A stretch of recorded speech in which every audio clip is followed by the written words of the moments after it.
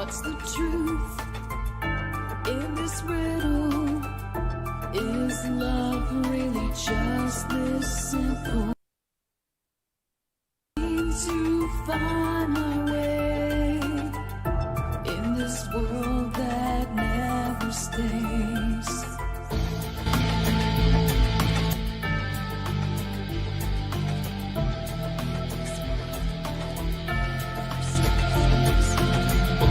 What a widow, a peaceful spider. When the glass is clean, she's a sneaky hider. Hide the lies and the alibis. What a sinner is it in her?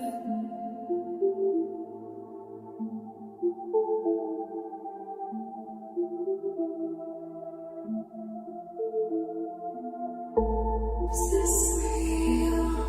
Just illusion. I'm lost in the wonderland of confusion.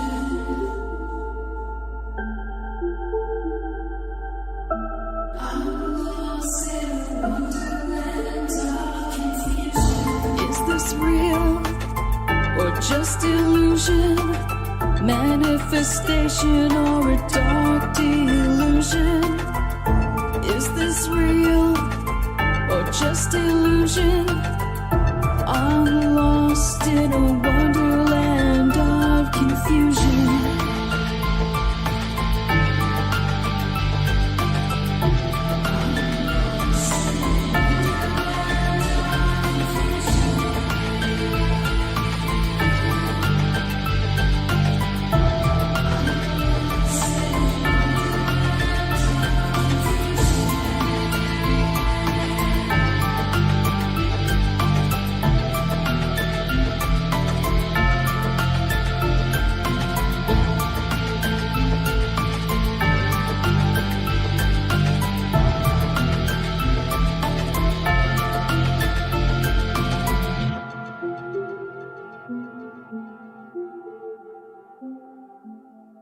This is Cynthia Sue Larson with Reality Shifters and the International Mandela Effect Conference, and you're now listening to DarkWolf's Den Show on Rippin' Common Sense Radio.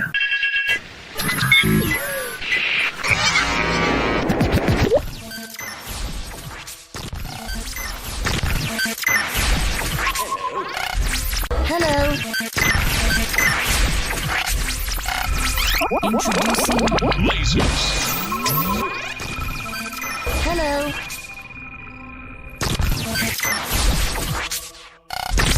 This station is now the ultimate power in the universe. This is your man Meta, aka Propagate This Light, and you're now listening to DarkWolf's Den.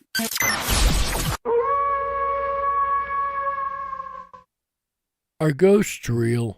We had 1,000 hours of continuous communication with the spirit world. Does time travel actually exist? The laws of physics seem to be compatible with time machines.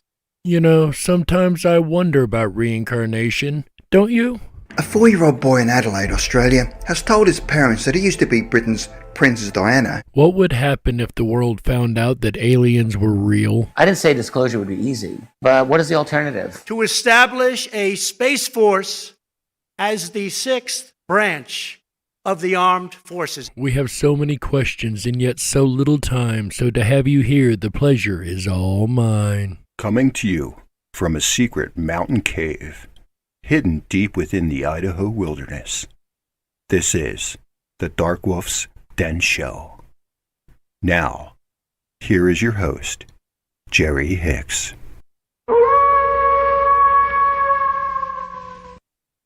That's right, I am Jerry Hicks, also known as the Dark Wolf, and welcome back to another episode of the DarkWolf's Den Show. Whether you're on the edge of reality, the edge of the galaxy, or the edge of your seat, we're glad you chose us to be right there with you. Ladies and gentlemen, it is Wednesday, November 4th, 2020, and tonight we're going to talk about curses. That's right. We talked pretty much a whole month about different types of curses through Spooktober, Now we're going to focus in on what exactly they are and how many different types exist. So sit right there, grab something to snack on, grab a warm blanket, curl up, and enjoy as we talk about curses. November 4th, 2020, right here on the DarkWolf's Den Show, exclusively on Rippin' Common Sense Radio. But first, today in history. You know, guys, a lot of times here on the show we get a lot of synchronicities, especially in the Today in History. Today is no different. Ladies and gentlemen, on this day in 1922, Howard Carter discovers the tomb of Tutankhamun in Egypt. And we'll hear about Howard's experience here in just a couple moments. But that is today's Today in History. Before we get started tonight, ladies and gentlemen, we have a couple announcements to make. First, we have a couple shout-outs that have come in on the red button line, starting out with our buddy Big D. My life, she's a queen once again. Congratulations to my life on the throne. It is not a king. It is not a fantastic fun king. It is a fantastic fun queen. Thank you, Big D, and congratulations to My Life DIY on being the fantastic fun king queen 2 months in a row. She took the crown the other night for those who weren't here for AJ's Fantastic Fun Show, so congratulations once again to My Life DIY. I'm sure she's extremely grateful and thankful for that shout out. And as a matter of fact, speaking of being thankful, we were talking in the backstage lounge the other night about something to do for the month of November. And somebody, our friend Ash, came up with Never Nothing November. And it makes so much sense. I know you guys are scratching your heads. What do you mean, never nothing? That don't make any sense. Actually, it does. When you're asked, what are you thankful for? The answer is never nothing, right? It's never nothing. It's always something. You're always thankful for something. And that's what I want to know. I want to hear what you're thankful for. So what you need to do is go to the rippinrabbithole.com, RIPONRABBITHOLE.com. Go down to the bottom of every page. You're going to find a big red button that says record. Select that button and give us a recording of what you're thankful for, and we will put them on the air. As a matter of fact, we have a couple to get this month kicked off right. That's right. So this is the first segment, ladies and gentlemen, of Never Nothing November. What are you thankful for? First up, we have Propagate This Light. This is Propagate This Light. A few of the things that I'm thankful for is what I'm about to mention. One of which is having God love there that loves us all. I'm thankful for God. I'm definitely thankful for being on the intro to DarkWolf's Den Show. I'm definitely thankful that I have followers on my channel as well. And I'm thankful that you're even able to listen to me right now. And I'm even able to be here right now. Thank you. And thank you, Propagate This Light. And we are very thankful for that shout out you sent to us in the very beginning. It fits that intro so amazingly, and we're proud to have that included in there. Next up, ladies and gentlemen, we have the fantastic fun queen herself, My Life DIY. This is My Life DIY, and I am just so thankful for so much in my life, but revolving around this subject, this topic, I'm thankful to Moneybag 73, 76 for some of us. Without him, I would have never found the Rippin' Rabbit Hole Show, and without finding the Rippin' Rabbit Hole Show, I would have never found the VIP Lounge. So thanks to Moneybags and AJ for the constant entertainment and knowledge and being able to make some real new friends. Once again, that is My Life DIY, and I have to kind of parrot what she just said there. I'm also very thankful for Moneybags and AJ the Rippin' Rabbit and this network and the opportunities we've had on this network, because if not for Moneybags, none of us would have known this even existed. So I second that, My Life. Also on the list, we have the person who came up with Never Nothing November to begin with. Ladies and gentlemen, Ash. Hi, my name is Ash. I am thankful for Art Bell Archives in Ripon Rabbit Hole because they have taught me to always find the light in things, and they have ensured me that I'm not going insane. And I love the paranormal, and they have taught me a lot about that. And it's really nice to find a place that I can relate to and find a actual family. So I am very thankful for everyone that Arthur Bell has inspired and everyone at Ripon Rabbit Hole. And thank you, Ash. We are incredibly thankful for this suggestion because it's an absolutely brilliant suggestion. And yes, Art Bell was an absolutely amazing talk show host, and he will always be remembered. And thank you once again, AJ, for giving us this opportunity. I also second that myself. And we like to hear what you guys are thankful for, right? What are you thankful for this November? Just go ahead to the riponrabbithole.com, RIPONRABBITHOLE.com, and scroll down to the bottom where you find that big red record button. Hit that button. You're going to get 30 seconds of recording time to record us a greeting to let us know what you're thankful for, and we'll put them on every week through the month of November for Never Nothing November segment. So, ladies and gentlemen, we thank you for being a part of this. We thank you for every week coming and hanging out with us, and we just cannot thank you enough and let you know we're so happy to be able to do these shows for you every week. With that said, ladies and gentlemen, let's get on with the topic. And you guys know I love it when the fact of the day matches up with the actual topic, and this is no different. The synchronicities that happen around here are so crazy. Another crazy thing is curses, right?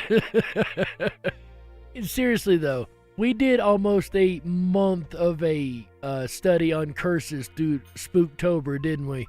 From the werewolves to the vampires to every time we came up with the topic, it seemed like curses was involved some way or the other. But you know, they're across a lot of different ideas and religions and cultures, and you find curses pretty much everywhere, including and especially the Christian lore. That's right, the Judeo-Christian lore has quite a few things to say about curses. As a matter of fact, one curse that it talks about is called the generational curse. And it turns out science actually backed this. So this is the idea that if I do something that's really bad sin, I guess, or curse, or get cursed by somebody, you know, for doing something bad or doing something wrong. Somebody lays a curse on me. It could go down generation after generation. So my great-great-great-great-grandchildren could have this same curse through the family line. This is called a generational curse. And it's actually quite prevalent and quite well known. And actually science backs this up amazingly. Check this out. What science has now learned, and it's so fascinating, is that the choices we make in life will alter how our genes are expressed. This is big. People need to really sit up and pay attention to this, because science is now confirming scripture. And in lectures that I do, I often ask the audience, which is more scientifically accurate, the Bible or Charles Darwin? Well, guess what? It's the Bible. Darwin hypothesized that it was mutation over millions of years that caused his finches to have different beaks. Science has actually now proved it's epigenetic modification. And could you give us a little description of what epigenetics is? Epigenetics, the instructions sitting above the genome, telling the genes how to express themselves, which are changed based on experience. So it's basically the switchboard that decides what genes are turned on and what genes are turned off at any given moment. What we go through in life, the foods that we eat, the choices we make, the environment in which we live will actually alter the genes in telling which genes to turn on and which genes to turn off. So everything around us, from the frequencies to the environment to what we eat, everything about our life determines at any given time what genes are turned on and what genes are turned off. That means that they can change. Which genes turned on or off can change in time. What we know about genetics and addiction is that behaviors, sensations, input into the brain will use the DNA to change how the cell responds. And basically what happens is that genes are turned off or turned on based on what that response is. While the DNA doesn't change, the expression does. And that right there is huge. The DNA does not change, but how the DNA is expressed does change. So the ability to be aware of environment, ability to respond may be genetically coded, but when we begin changing it, the term we use is epigenetically. When we change how that's expressed, we change the enzymes that are made, we change the response of the cell, and that change becomes a part of the genetic expression.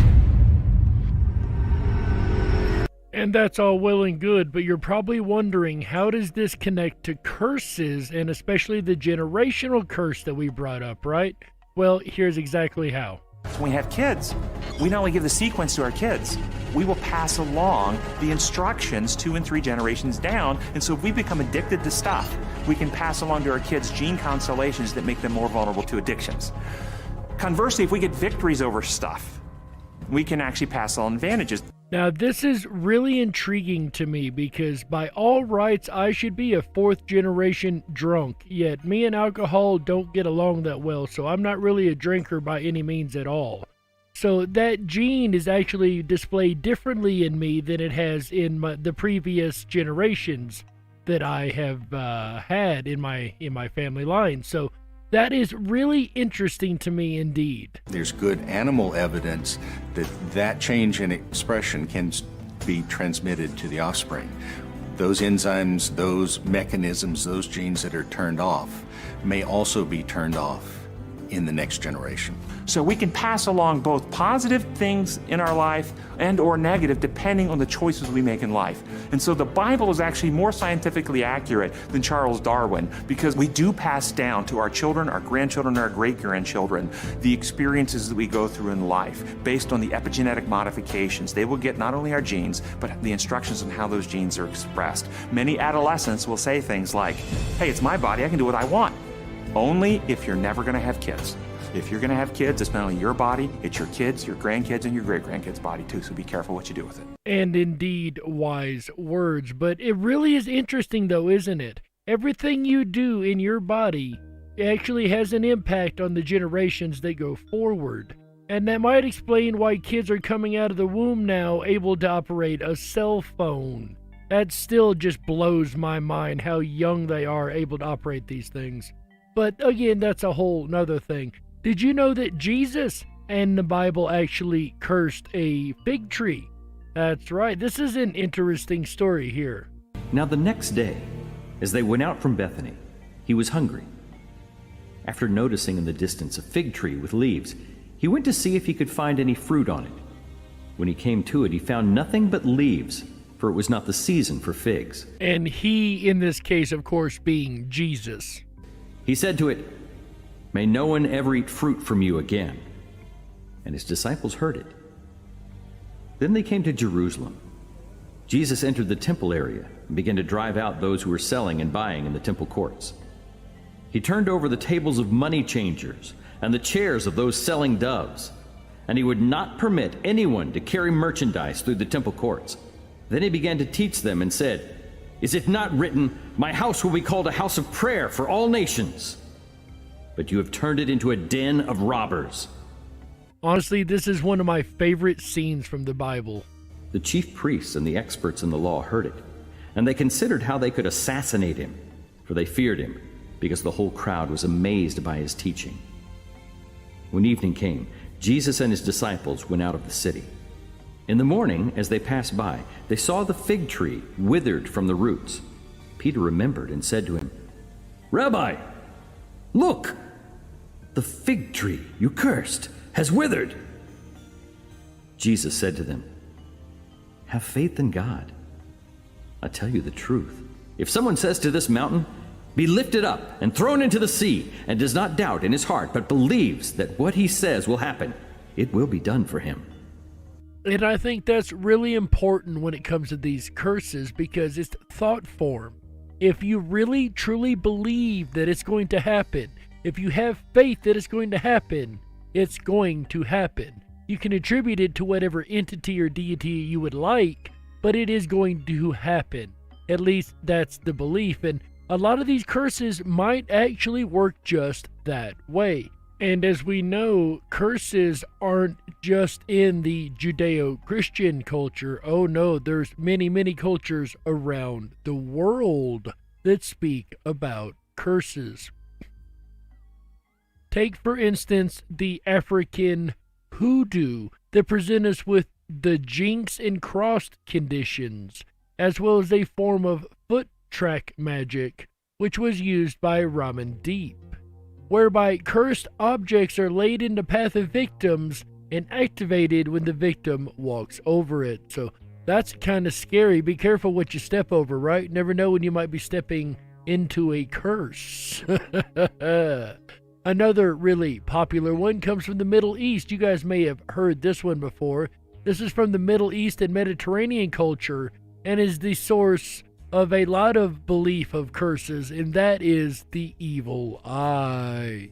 Now, we've all been there. An unexpected or unexplained bout of ill health, persistent stroke of bad luck, a sharp decline in fortune, an unexpected job loss, accidents, or any other calamity. Now, this could all be just a coincidence or bad luck, but to many cultures around the world, this could also be something much, much worse. It could be the curse of the evil eye. And for those that recognize this voice, that is Mikey Chin from Beyond Science. Tell us, Mikey, about the curse of the evil eye. For centuries, the so-called malicious effects of the evil eye have continued to evoke a sense of fear among us mere mortals, in the universal belief that the evil eye is potent enough to bring about instant misfortune or injury is one that transcends civilizations, tribes, cultures, religions, countries, and even continents. Thus, you will find notable mention of this malevolent gaze in the ancient Greek and Roman texts, in rabbinic literature, and also in the Bible and the Quran. The concept of the evil eye was widely prevalent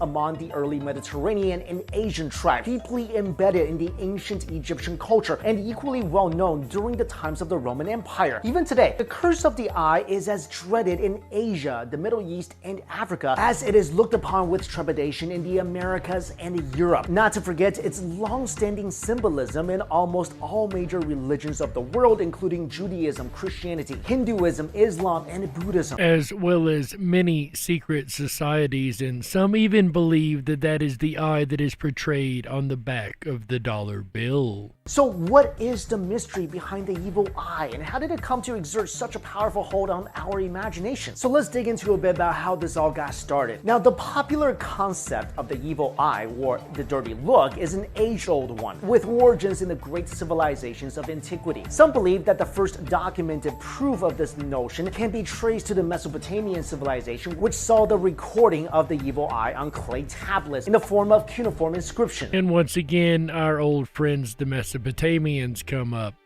Another school of thought believes that the human race's conviction in the curse of the evil eye dates back to the classical antiquity, with noteworthy references from ancient Greek and Roman philosophers, poets, writers, and authors such as Plato and Pliny the Elder. Also, the king of the ancient Greek kingdom of Macedonia, Alexander the Great, is said to have been instrumental in propagating the idea of the evil eye throughout the Near East, while the European colonists and West Asian immigrants are believed to have been responsible for introducing the concept in the Americas. But regardless of the varying thoughts about when and how the belief in the evil eye came into being and spread its tentacles across the globe, it is evident that this notion is an antique one that has been handed down from one generation to another across geographies, religions, and cultures. And when I have something that shows up across history along all the continents, all the cultures, all that kind of stuff, my old ears perk right up and I want to hear what this is all about. So tell us, Mikey,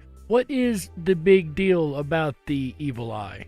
Well, it is the special power of the eyes that underpins the propagation of the thought that the human eyes are endowed with the incredible ability to cast a harmful spell, especially when the spell is directed with emotions such as scorn and envy. The power of the eye contact is long established, with its impact ranging from plain capturing of one's attention and laying the grounds for a deeply personal connection to the unnerving probability of wielding significant control over one's thoughts and emotions. Apart from the mythologies that revolve revolve around the evil eye's so-called underlying malice, the Greek biographer Plutarch attempted to rationalize the fear of this magical glare through a scientific explanation. He attributed the source of one's release of negative energies to his or her eyes that acted as a gateway to one's soul. And of course, that's something we've all heard many, many times, is the eyes are the gateways to the soul. But it could be just a little bit more than that. It could be, like we said a moment ago, the thought forms that are being expressed emotionally or energetically towards another person. So if you're staring at somebody with that hatred and that evil thoughts and just real bunch of negativity headed towards them, and all of a sudden they start having negative things, that could be the effect of these thought forms and or this evil eye and or this curse.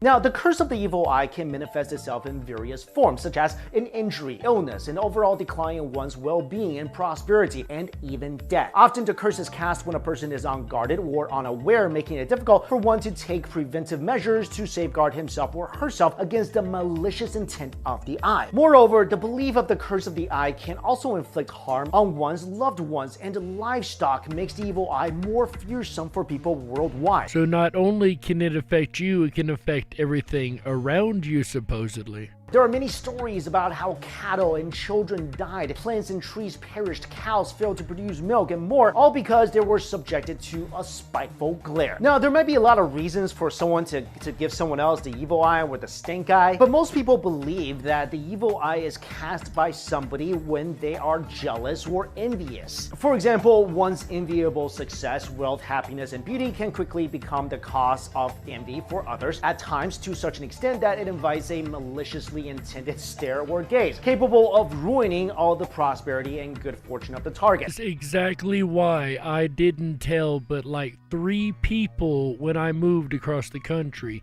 just to make sure I didn't have a lot of negativity stopping me or trying to mess with me as I moved. And it helped a lot, actually, because I had the most smooth travels I think I've ever had. That was absolutely great. So I really do see a little something to this. And so did the ancient Egyptians, right? We've heard the Egyptians mentioned a couple times. They spoke of the evil eye, and they also had the famous curse of the Pharaoh. That's right. Our Today in History earlier was about Mr. Howard Carter and how he found the Tutankhamun on this day in 1922, wasn't it? Something along those lines. But anyway, that was today's Today in History, right? So we're gonna go into this now because there's a little bit more to this story than most people tell. Usually when you hear about Tut and Howard Carter, you hear a lot about how it was cursed and there was this a lot of mysticism to the story, right? Well, let's go ahead and see if we can't find a little bit of truth amongst the craziness when it comes to this story. The supposed deadly curse of Tutankhamun was said to have claimed more than 20 lives. However, the truth of this story is questionable.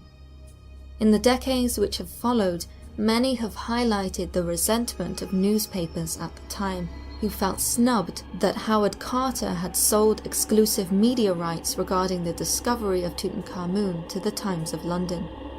Vindictive, the media spun every tragedy which could, in whatever small way, be linked to the boy pharaoh and his so-called evil curse. So it looks like this yellow journalism and this fake news media, if you will, isn't something new at all. As a matter of fact, it's been going on for a lot longer than people realize. And this is another classic case of just that, because people read the newspapers and believe everything they read without questioning. And around here, we like to question everything, don't we? This is the reason that we question everything, because then you suddenly find there's a little kernel of truth that's been overlooked. Not only that, contrary to popular belief, there was no written curse to be found on King Tut's tomb. That definitely makes for an issue of a curse when there's no curse there to begin with. The only tenuous link is the dubious account of a scarab bracelet found on a mummified hand in the tomb. It is said to have been inscribed with the words, Cursed be he who moves my body, to him shall come fire, water, and pestilence. This bracelet was later gifted to Sir Bruce Ingham, whose house subsequently burned down, with his land being flooded during the reconstruction. There is no explanation for this. Okay, here we go, a cursed object. That makes sense. However, the account is once again corrupted with inconsistencies, with its supposed inscription having at least 2 different possible wordings. Undoubtedly, this story is suspect. It must also be noted that out of the 58 people involved in the excavation of Tut's tomb, only 8 died within the first 12 years, with many living to reach a ripe old age. Carter himself, the lead archaeologist of the excavation, did not die until 17 years later at the age of 64. Which is why we must always be careful what we believe and what we read, because if we don't research, we can be taken by just listening to other people. A lot of people know of the King Tut's tomb curse, but very few people know that it was just a fake news article run by a media that is still today questionable at best. But I don't want to jump on that soapbox. I will get a little bit uppity when we start talking about stuff like that. And there's a reason I only talk about paranormal, right? And tonight's paranormal topic being curses.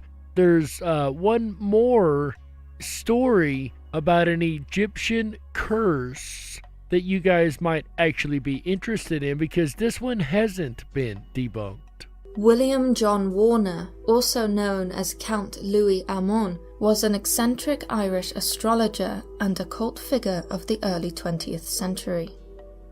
Before he rose to fame, sometime in the 1890s, he toured across Egypt. During his travels, he met with a sheikh who was infirmed with malaria. As Warner had acquired some expertise in medicine, he was able to cure him. Whilst the sheikh recovered, he and Warner became close friends. It was upon learning of Warner's interest in the occult that the sheikh thought of the perfect reward to give him for having cured his malaria: a mummified hand. If ever there was such a thing as an ordinary mummified hand, the answer to that is no. No, there's no such a thing as an ordinary mummified hand, in my opinion. This gift was by no means that. No, this hand had belonged to the daughter of a heretical pharaoh, presumably Akhenaten. Actually, the most heretical of all of the pharaohs of Egypt, because he took the pantheon of gods and tried to turn them into the worship of one single sun god. And of course, that didn't bode well for Akhenaten, and especially when it came to the politicians, things like that. The religions didn't like changing their pantheon all of a sudden. And he was not the best accepted of the rulers of Egypt, as you heard there. She had fervently defied her father's religious views. I must warn you, for this next part, it does get a little sensitive, and listener discretion is advised. And he, knowing his God's law must be upheld above all else, had his daughter raped and killed. As a further insult, the pharaoh had her hand cut off by priests and buried separately, for she had converted to the old religion, which held that the body must be intact so as to be able to enter paradise in the afterlife. So he basically made it where she could not enter either side of heaven, whether it be his belief or the old belief. The sheikh claimed that for over 1,000 years his tribe had held the hand in their possession, and so it was that the gift was given. For the next 30 years, it would remain in Warner's hands. It was in 1922 that Warner noticed something peculiar.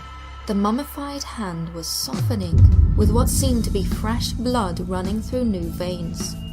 Terrified, Warner decided to dispose of the sheikh's macabre gift.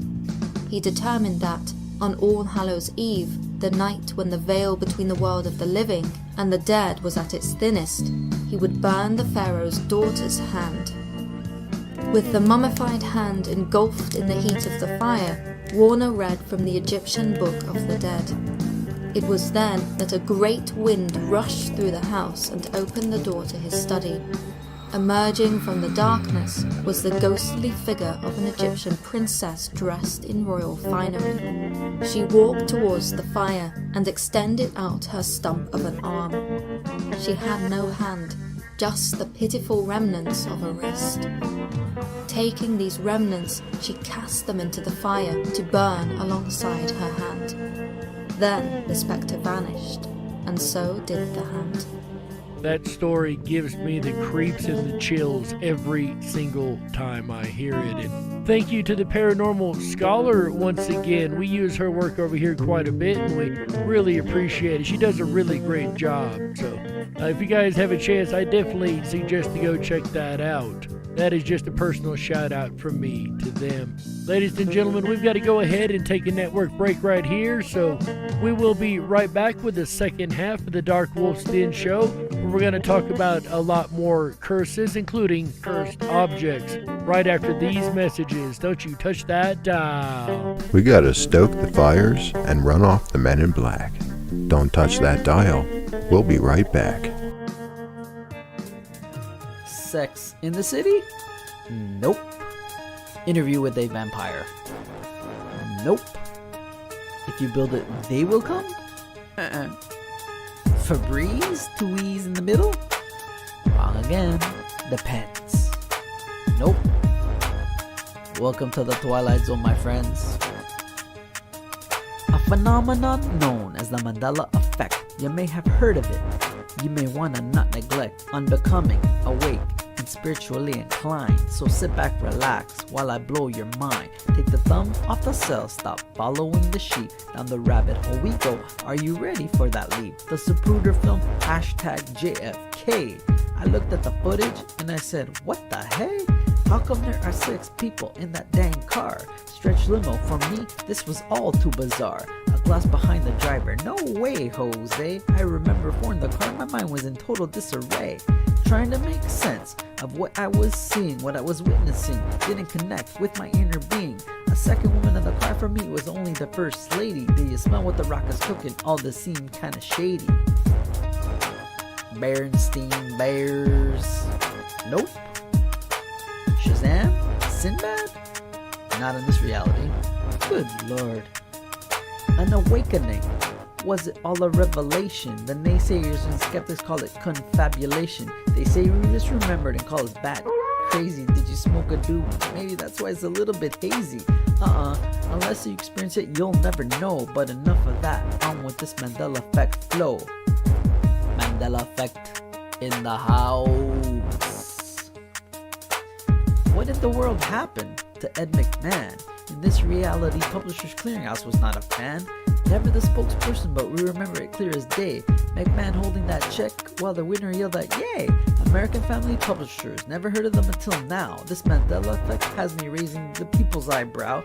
So many theories on what it could be. Have you ever heard of CERN and the LHC? Luke, I am your father. Nope. Sally Fields? Nope, wrong again. That stands for the Large Hadron Collider. I thought I would mention. You know, the machine that opens up portals into different dimensions? You're probably thinking that this is all science fiction, but you gotta think outside the box and have no restrictions. Alternate realities and parallel dimensions. Okay, I get some of your apprehensions. Could this all be a spiritual evolution? Cause the human race has grown tired of this toxic pollution. Mandela effect in the house. No, you're not going crazy. Some people, they just don't understand. That's just the way it is. You know? Stay strong, my friends.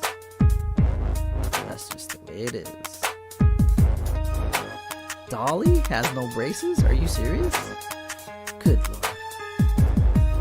Joel Osteen. Oh wait, Joel Osteen. So what the heck happened to the L? Oh my gosh. Oh, this is definitely the Twilight Zone. This is crazy. Anyhow, Hi guys, it's AJ the Rippin' Rabbit. Are you enjoying the show so far? I know I am. Even though we are in the midst of major technical difficulties, we're trying to hide it the best we can from you. Unfortunately, I have no access to my studio at this moment, and I'm coming to you remotely, live from my laptop.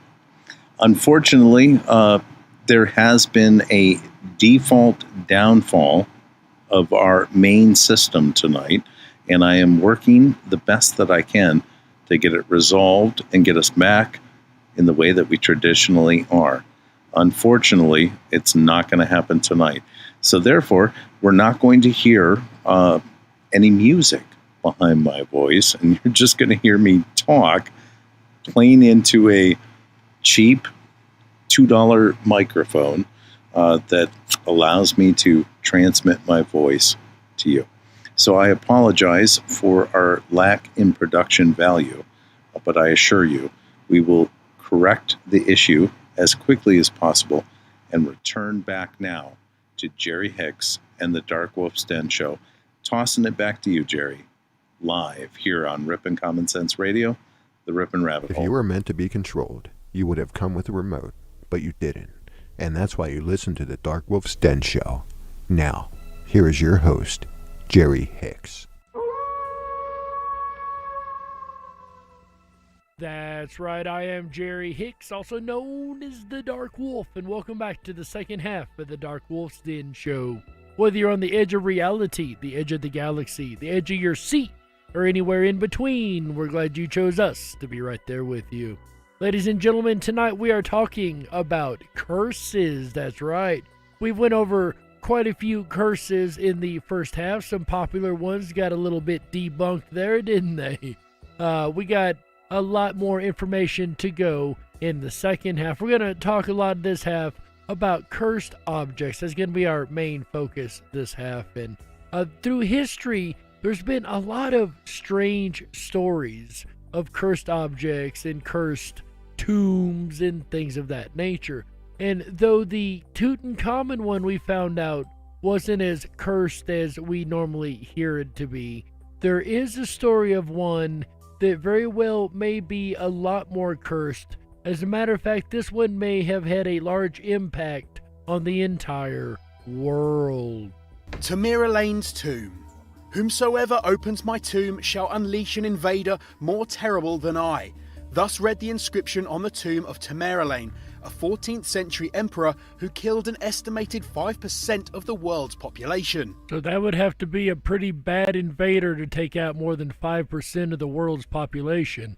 The tomb lay in Samarkand, Uzbekistan, and in 1941, Joseph Stalin ordered the body's exhumation. When a team arrived, they were begged by locals not to free Tamerlane, lest it start an invasion. But, ignoring them, on the 21st of June, they opened the casket and removed the skull. This would show to actually have dire consequences. True to the curse's word, an even more terrible invader was unleashed. On the 22nd of June 1941, the very next day, Hitler initiated Operation Barbarossa, an all-out attack on the Soviet Union. Stalin lost 5 million military personnel in this attack, the Nazis' most devastating offensive. So could that have just been a coincidence, or could opening the tomb have sealed the fate for Stalin?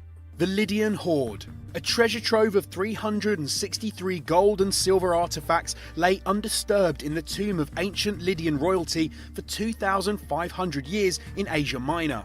But in 1965, the doors were blown off by explosives as looters from the local town of Uşak, Turkey, plundered the goods and sold them through middlemen to the Metropolitan Museum in New York. It was decades before Turkey recovered them. Rumor has it that anyone who handles the treasure is cursed, and that all 7 of the original looters ended up dead, or worse.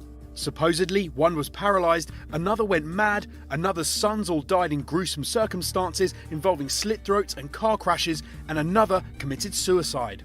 Ex-director of the Uşak Museum himself stole the most revered item, the golden hippocampus brooch, and used it to pay off gambling debts. Now serving 13 years in prison, the once respected archaeologist claims to be just the next victim of the treasure's curse.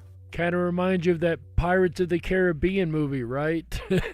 But we actually find this quite a bit amongst treasures that they're actually cursed. The Hope Diamond. This is one of the most famous diamonds in the world, a 45.52 carat piece that has been owned by a number of famous people over the years, going right back to King Louis XVI and Marie Antoinette, who owned it during the French Revolution and their beheadings after. They weren't the only deaths that legend has linked to the diamond though. They say that a tragedy befalls anyone who owns or wears it. Here are some random owners that I've just plucked out from the long list. Jacques Collet bought it and later committed suicide. Prince Ivan Kantinovsky was the next owner before being killed by Russian revolutionists. The original merchant who brought the diamond from India to Paris was later torn to pieces by wild dogs in Constantinople.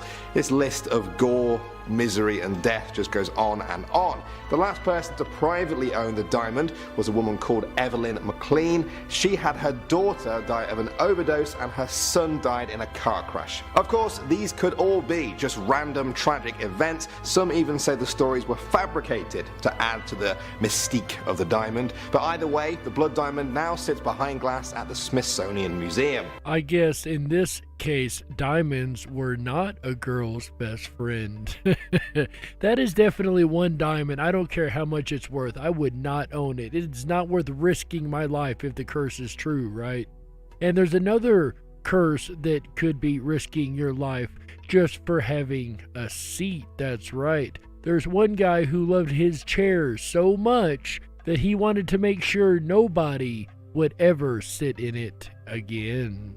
Thomas Busby was a thief and murderer who died over 300 years ago. That said, he can still harm you if you're not careful, thanks to a simple curse. One night, Busby and his partner in crime, Daniel Owedi, had an argument over the pair's counterfeit coin business. The fight heated up extra when Owedi made the fatal mistake of sitting in Busby's favorite chair. This prompted Busby to sneak up on Owedi that night and bludgeon him to death. He was quickly found out, arrested, and sentenced to die for his crime. Adding insult to injury, his body was put on display just outside the inn he owned, the one containing his favorite chair. Speaking of that chair, before his death, Busby cursed it, promising pain and agony to anyone who sat on it. Depending on who tells the story, he either did this while sitting in the chair enjoying his last meal, or while angrily shouting as he was being led to the gallows. He supposedly screamed, "Anyone who dare to sit in this chair for hereforward will die."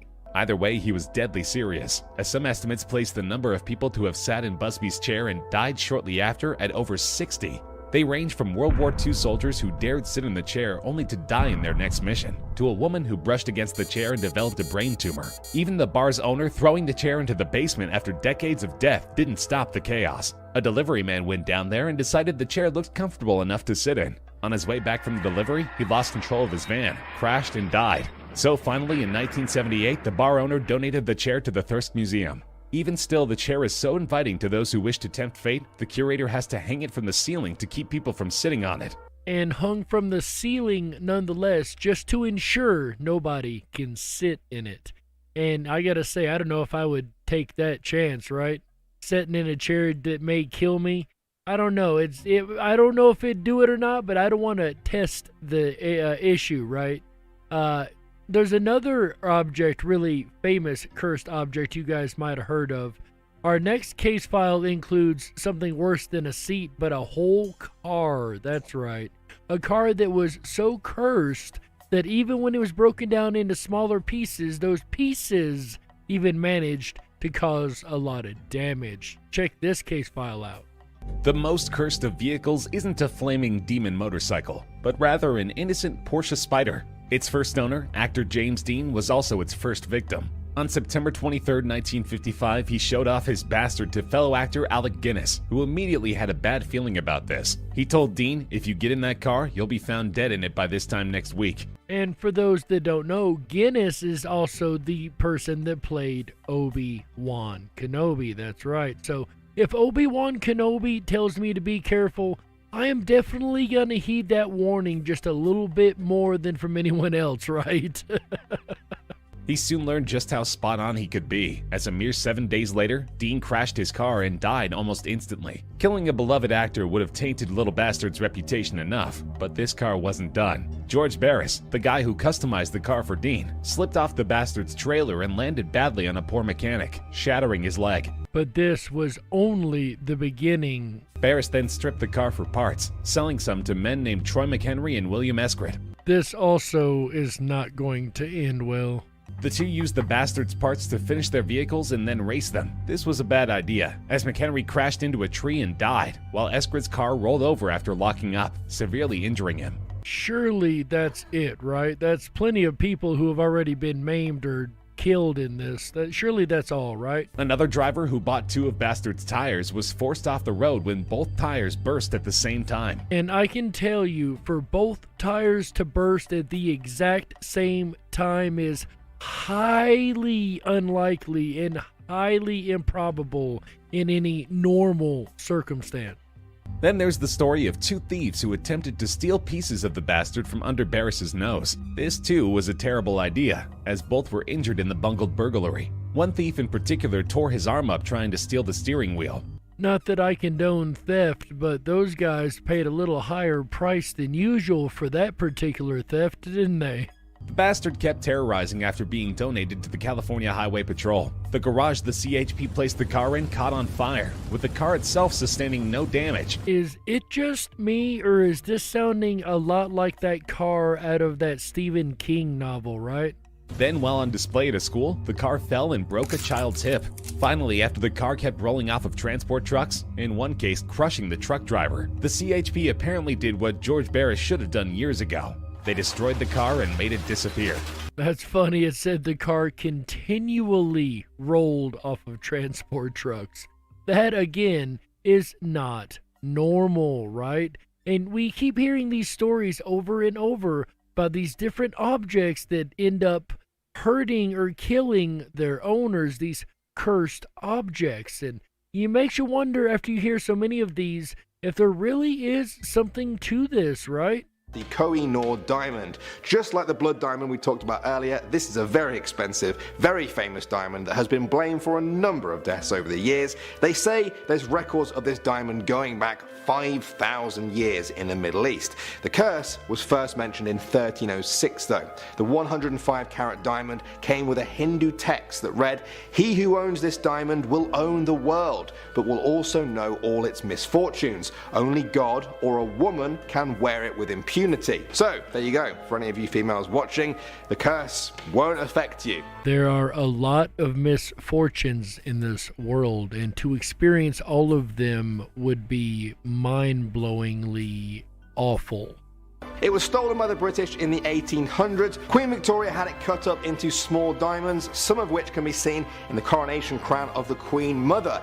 Is this a nod to the fact that a male can never wear the diamond? Perhaps. Do we have any volunteers watching to test out the theory? You know what? Once again, I think I'll pass just in case it is real. I know we have a lot of sports fans that listen to this broadcast, so I've got something just for you guys. How about some sports curses, right? The Socceroos Witch Doctor Curse.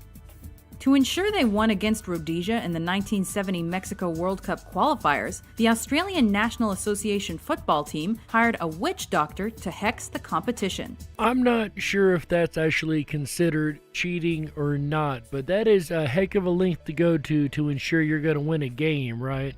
The Socceroos won the game, but were hexed themselves when they couldn't pay the fee. So they get what they asked for, they win the game, and then they refuse to pay the guy. That's not going to end well. Not only did the Aussie team fail to qualify that year, they also failed to qualify for every World Cup between 1975 and 2005. From that moment that he put the curse on, everything went wrong for the team.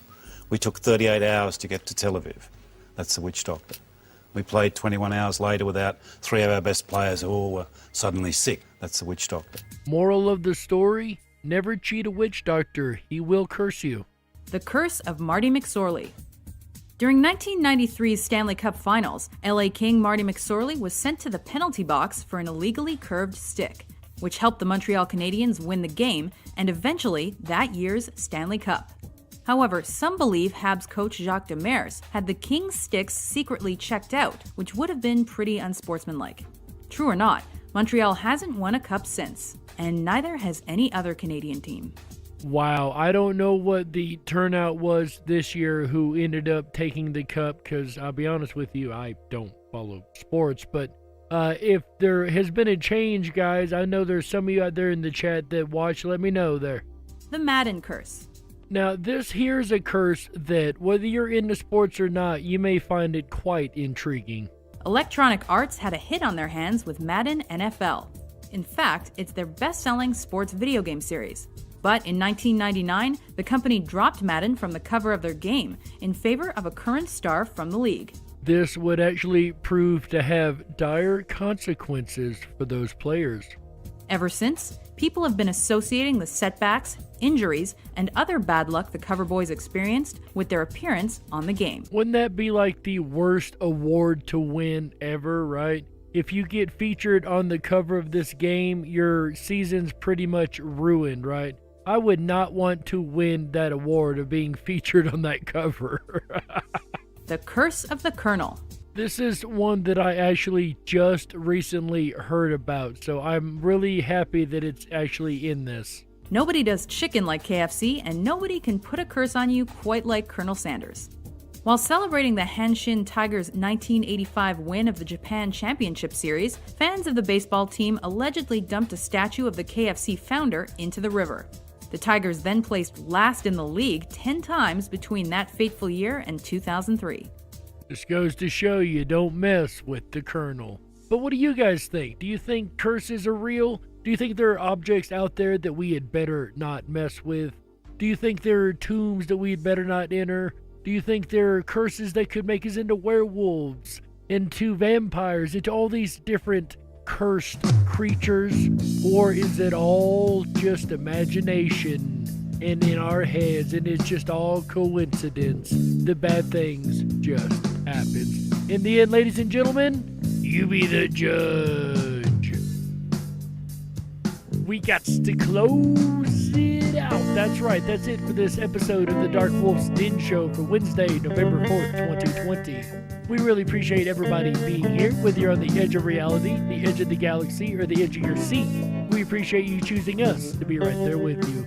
Ladies and gentlemen, tonight's episode might be over, but don't you worry. We will be taking you to the airwaves again tomorrow night with another brand new episode of the DarkWolf's Den Show. That's right. Tomorrow we're going to talk about making a deal with the devil. That has got to be the ultimate curse, right? Making a deal with the devil for your eternal soul. Then when we close out on Friday night, the other animal of radio here on the network, our buddy AJ the Rippin' Rabbit, takes to the airwaves, and he's going to be talking Friday night. Well, it's a special announcement, ladies and gentlemen. Stay tuned for Friday night's show. He has something to talk about that night. Then on Saturday, he's going to be talking about mysterious signals. That's right. Mysterious signals that are coming from space, I'm assuming. These fast radio bursts, these mysterious signals nobody can figure out.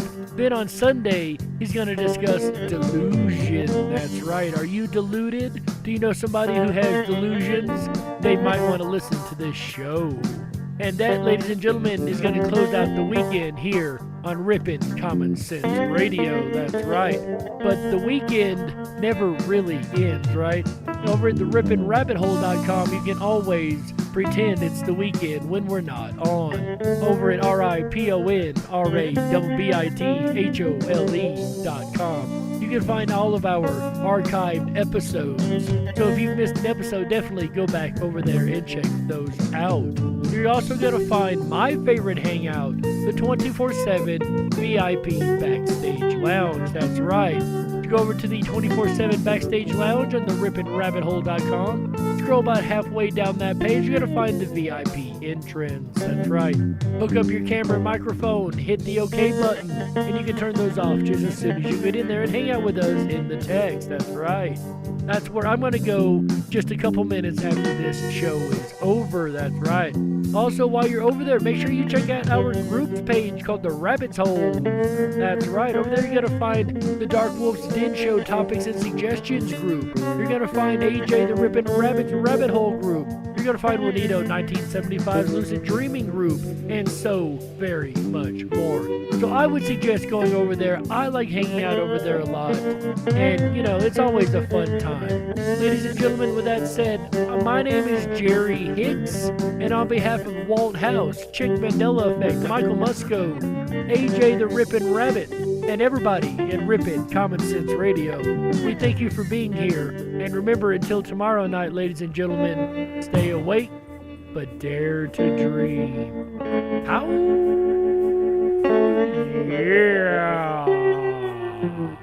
Good night, everybody.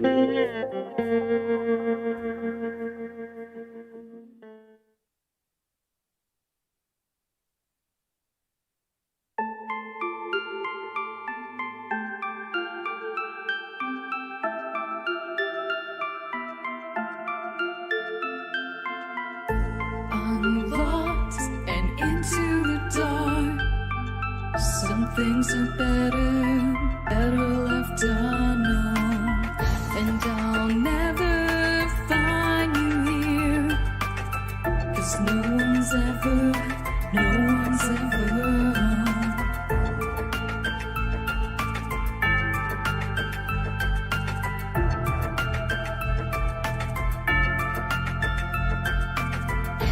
What a widow, a peaceful spider. When the glass is clean, she's a sneaky hider. Hide the lies and the alibis. Oh, what a sinner, is it in her?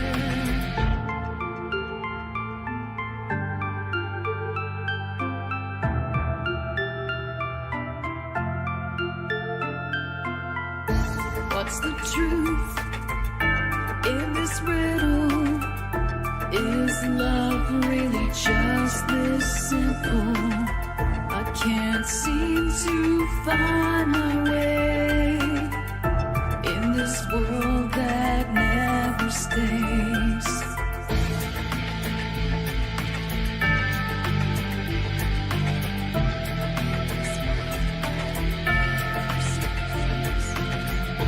What a widow, a peaceful spider.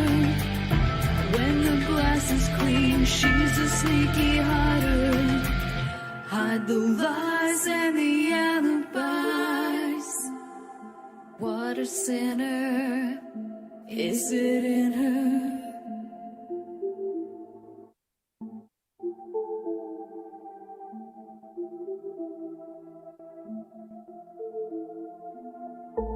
Is this real?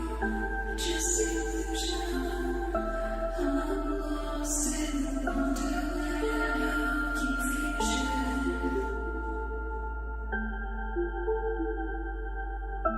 I'm lost in the wonderland of confusion. Is this real or just illusion?